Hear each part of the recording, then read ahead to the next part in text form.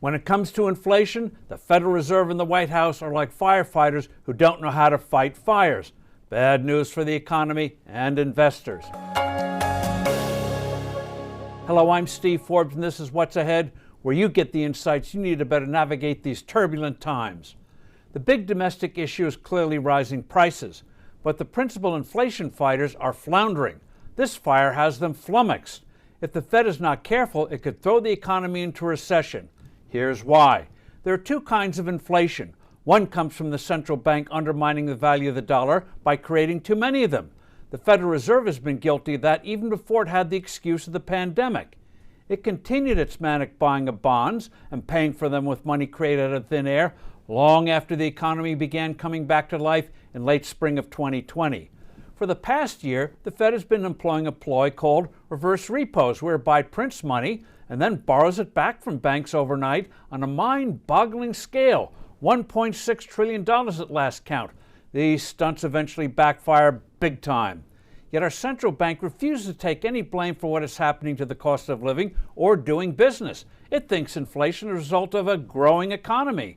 So it plans to raise interest rates instead of focusing on a stable dollar. The Fed shouldn't even be in the interest manipulation game. Interest rates are the price a borrower pays to rent the money, so to speak. Rent controls, or any type of price controls, do more harm than good. Artificially making money more expensive means higher monthly mortgage payments. It makes financing business inventories more costly. Now, how does that fight higher prices? That's why the Fed could end up pushing the economy downward. Contrary to what many commentators say, you don't need an economic downturn to kill an inflation. The biggest part of the price crisis is the disruption of complex, intricate supply chains from the COVID lockdowns. Shortages and higher prices resulted. These shortages eventually cure themselves if politicians don't get in the way.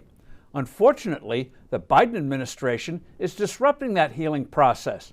Its war against fossil fuels has caused U.S. oil production to decline 2 million barrels a day from what it would have been. President Biden has been reduced to begging Putin and the Saudis to make up the shortfall.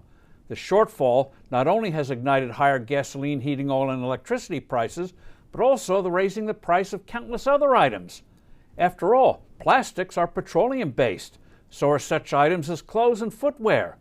The White House is making matters worse with policies that will, among other things, seriously harm railroad freight carriers, impose damaging price controls on the internet, and politicize business investment decisions in chip making and in other parts of the economy.